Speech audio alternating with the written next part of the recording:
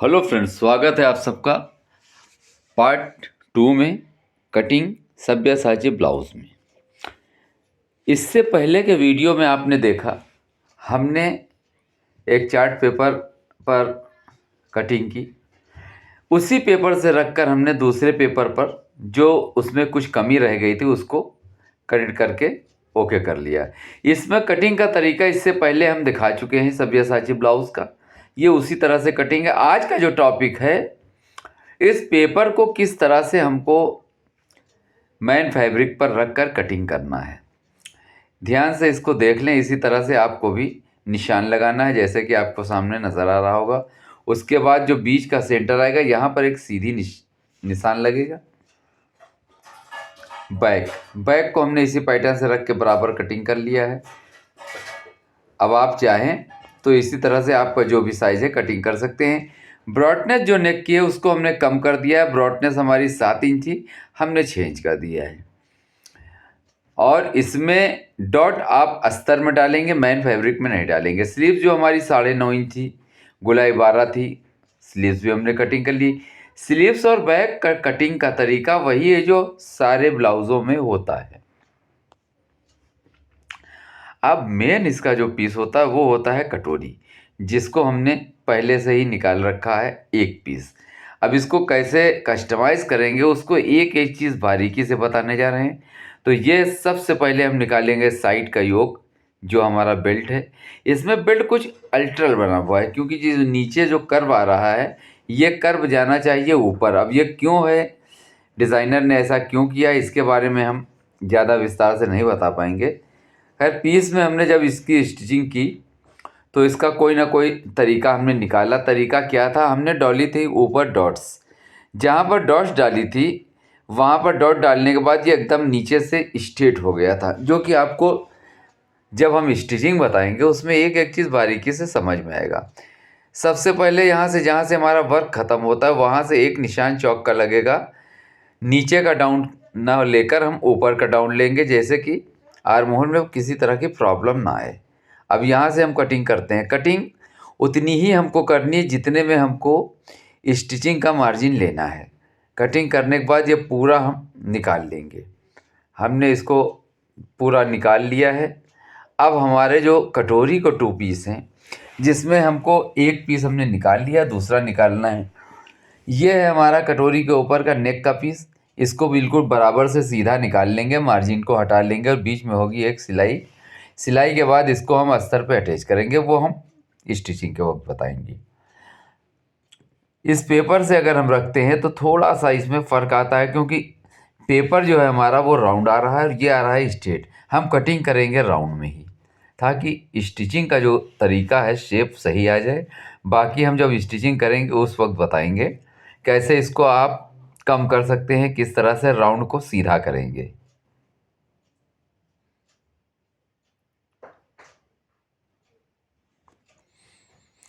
अब इसी तरह से दूसरा पार्ट भी निकाल लेंगे। हमने दूसरा पार्ट भी बिछा लिया है।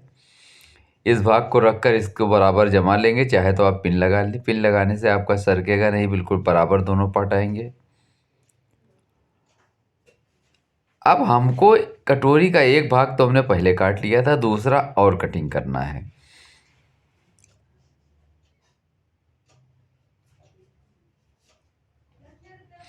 अब इन दोनों भाग को पकड़कर बीच सेंटर में लगाएंगे एक चटका।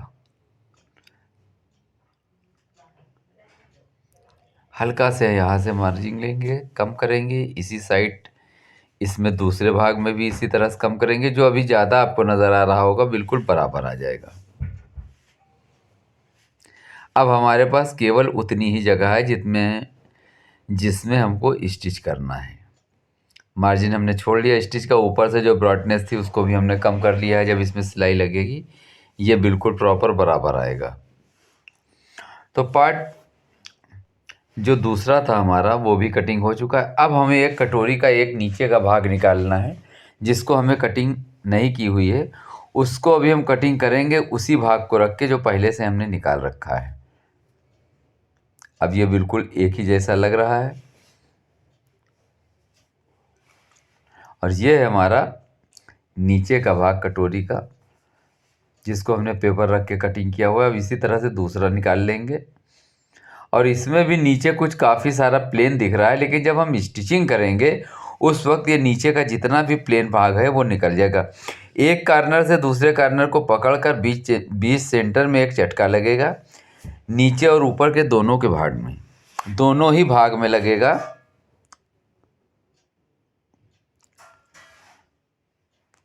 कटिंग करके जो डॉट का भाग है उसको हम निकाल लेंगे।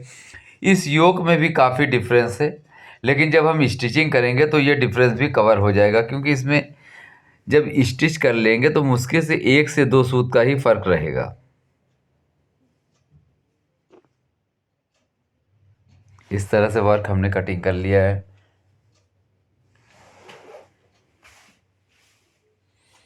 अब हमारी जो लंबाई है, लंबाई से इसको रख के हम बिल्कुल बराबर देख लेंगे, कहीं से लंबाई से तो प्रॉब्लम नहीं कर रहा है। और एक बार बैक को रख के मिलाएंगे। बैक से रखने के बाद हमारा बिल्कुल परफेक्ट आ रहा है। जो साइड में हमारा भाग बढ़ रहा है वो वही भाग बढ़ रहा है जिसको हमने ऊपर के हिस्से में क्रॉस कर दिया था।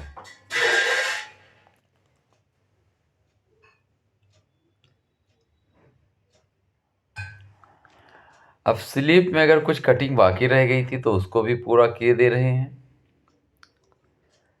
क्योंकि स्लीव हमने जो दिखाई थी वो सिंगल ही की स्लीव थी। इसकी दूसरी स्लीव अब हम कटिंग कर रहे हैं।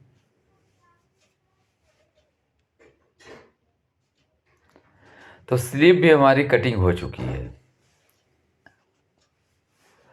अब इसमें हम कटिंग करेंगे इसी वाट को रखकर इसका अस्तर, जो कि हमने बिछा लिया बराबर से, और इसी के बराबर कर लेंगे मेन फैब्रिक के बराबर कटिंग।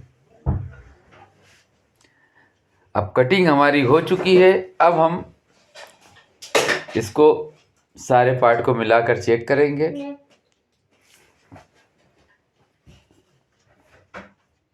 नीचे से बढ़ा हुआ मार्जिन बराबर कर लेंगे। काफ़ी लोगों की डिमांड थी कि सब्यासाची की फुल कटिंग डालें।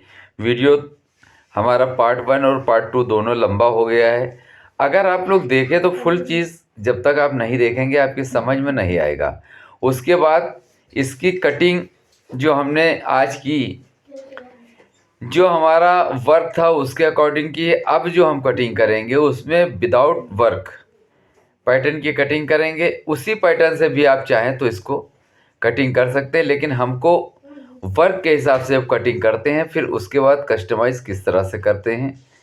इसमें एक एक चीज़ बड़ी ही बारीकी से हमने बताया है, वो हम आपको कटिंग में एक एक चीज़ बताएंगे।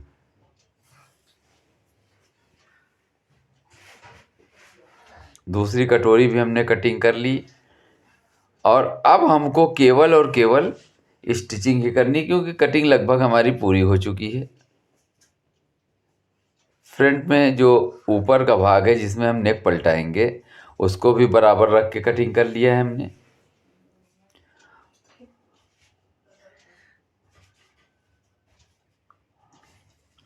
अब इन सारे पार्ट को एक जैसा बराबर से रख कर चेक करेंगे, कुछ बाकी तो नहीं रह गया है।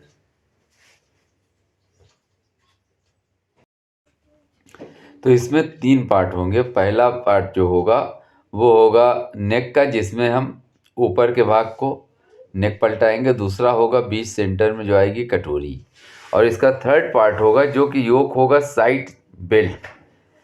ये तीनों पार्ट हैं जो, और बैक और स्लीव्स के बारे में हमने पहले ही सारी चीज़ें बता दी थी। अब दोस्तों केवल और केवल हमको स्टिचिंग करना है। इसका पार्ट 3 जो आएगा उसमें फुल स्टिचिंग होगी। Thank you for watching.